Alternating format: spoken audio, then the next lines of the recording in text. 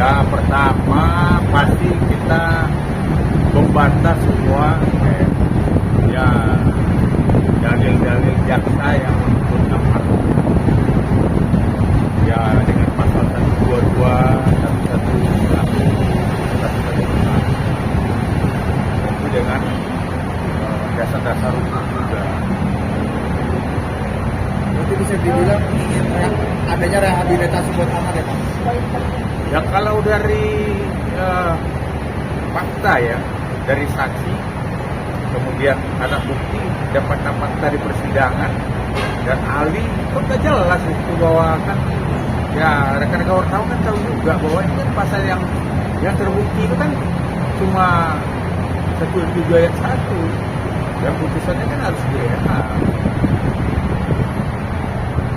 Jadi kan ya dengan sangat jelas di situ kan bahwa Amar ini satu verifikasi pasal yang didakwaan itu oleh jaksa itu tentang penjual pembeli perantara 114 itu broker di mana di persidangan broker sama perantara. Amar ini kan tidak terlibat apa-apa, tidak yang aktif itu siapa ya kan. Jadi kita lihat ada indikasi kan saksi mahkota ini kan seperti melepaskan diri gitu. Perbuatan dia yang besar itu yang dalang dari semua perbuatan ini kan mau ditimpang ke Amar, kan lucu ya hukum ini kan. Ini kan kita bantah dalam pledoi kita tadi. Karena pasal yang dituduhkan itu kan pasal broker, perantara. Perantara itu kan harus aktif. Oh ini loh, saya punya narkoba, ada yang mau beli enggak? Nah, kemudian perantara maksudnya ada orang beli, ya harus menghubung dia. Ini kan nggak ada. Terus bagaimana pasal itu harus tetap mau dipaksakan? Sejak kapan Bang si Amar menjual biji pala Bang? Hah? Sejak kapan Amar menjual biji pala? Biji pala. Itu kan pengajuan dari Akri. Amar tidak pernah jual biji pala. Ya bisa aja kan duit itu dikasih Amar, dia pergunakan untuk bisnis lain kan bisa aja terjadi. Karena kan Amar tidak melihat bisnis itu. Sama dengan orang nih, orang datang minjam duit sama Pak John. Saya nih mau bisnis cendol. Tiba-tiba dia membeli narkoba, terus saya harus menjawab. Ya enggak lah. Ada bukti tertulis nggak Bang soal pinjaman uang itu buat apa? Dari kenapa nama? Ya kalau tertulis ya nggak ada, sama aja sekarang dengan bukti transfer itu ada tertulis nggak? Dibuktikan jaksa bahwa Amar ini mentransfer uang bunyi situ untuk ya narkoba, sedang harus dipahami juga kan buku tabung aja nggak ada disita. Terus bagaimana bisa membuktikannya dia terlibat dalam melalui mentransfer ke Akri? Hah? Ya pastilah menangis ya, siapa lah, ini 12 tahun loh, buktinya seram loh. 12 tahun itu lama loh. Kalau saya ini punya anak udah bisa punya cucu dong kalau 12 tahun orang. Itu juga lucu juga kan, pancam hukumnya begitu besarnya terhadap Amar. Sedangkan ya pemain utamanya di sini malah 10 tahun. Ini yang kita ungkapkan dari di persidangan dalam pledoi. Ya Bang, Amar tadi tidak membacakan pledoi sendiri untuk hati nurani hati, tapi kenapa melakukan kepada kuasa hukum? Apakah karena dia tidak siap tahu? Ya menurut saya satu ya mungkin dia ya daripada mungkin dia sedih menangis ya nanti kan malah menjadi sidangan menjadi lama lagi.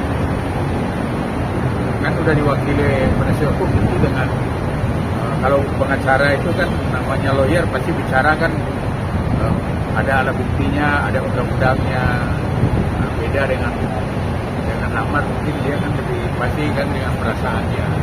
Artinya dia masa tertekan banget ya dengan tuntutan ini sampai nggak kuat dengan Dia tertekan dan dia stres lah.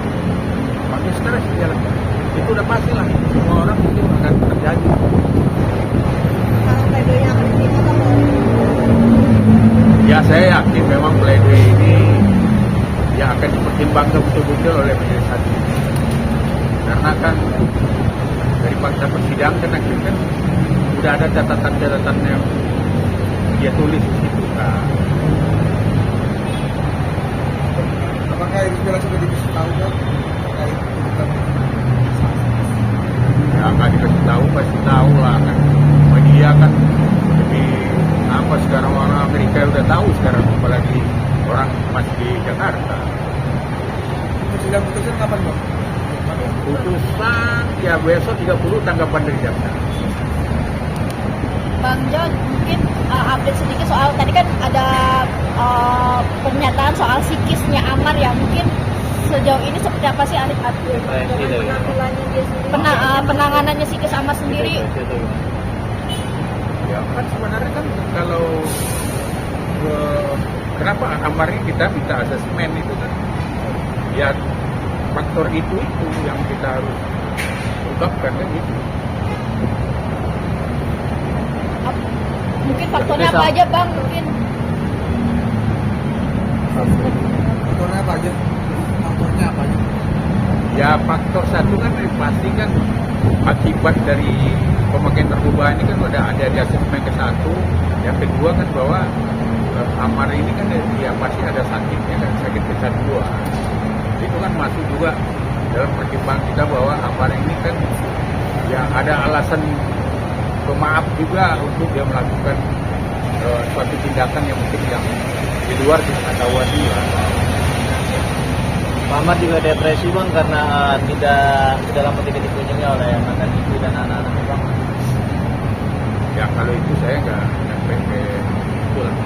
Saya kan pernah mungkin masalah pribadi. Nggak pernah.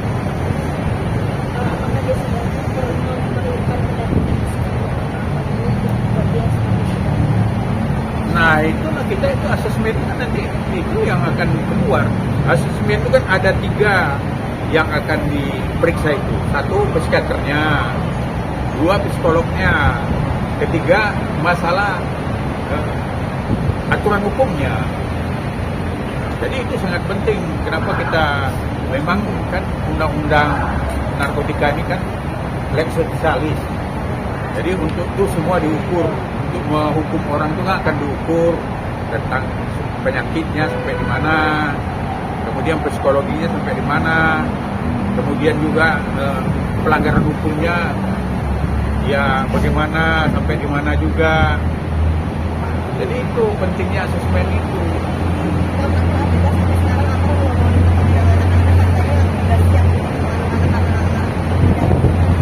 Ya saya kalau masalah ini saya nggak pertanyakan karena ini kan udah di luar konteksnya tugas pengacara. Lain kalau ada Amar ya merasa ya mungkin ada hak-hak dia yang diperjuangkan, nah itu baru kita lampungkan. Saya masih panjang apa? Biasa-biasa aja. Masa saya harus ikut campur langsung ke dalam-dalamnya? Masa mungkin juga. Tapi dari pihak keluarga sendiri ada komunikasi nggak sih Bang dengan Abang terkait dengan Ya saya kan sibuk pekerjaan lain juga, jadi waktu saya untuk itu nggak ada juga. Bang, tapi sih ya, yang dikatakan dia waktu itu kan waktu kayak ada ini kan dengan bukan selalu dan itu pasti ada dampak-dampak yang kematian seperti itu.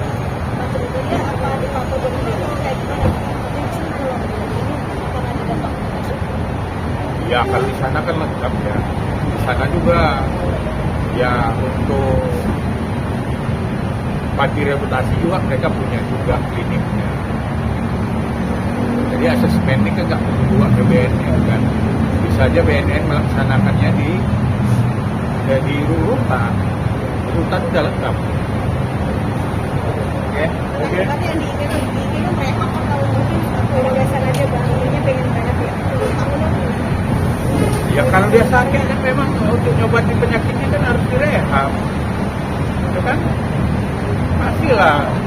Pertama, kalau masalah korban penyalahgunaan narkotika itu kan obatnya kan harus disembuhkan, ya jalannya direhab. Orang sakit kan dipastikan semua dibawa ke dokter, dirawat. Nah nanti kalau sembuh kan semua itu kan akan hilang semua kan. Sebenarnya kan pemberantasan narkotika ini utamakan rehabilitasi itu. Kenapa? Karena kan konsumen dari pemakai narkotika itu kan adalah pecandu-pecandu itu. Nah kalau pecandunya udah sehat semua, siapa yang mau beli narkoba? Nggak ada dong. Jadi itu harusnya tugas negara itu yang diutamakan, bukan untuk memenjarakan itulah yang akhirnya terjadi ya seperti di LP, ya kan masih banyak sekarang antara bandar narkotika itu bergabung atau penjahat lain bergabung dengan orang sakit, ya pemakai narkotika itu.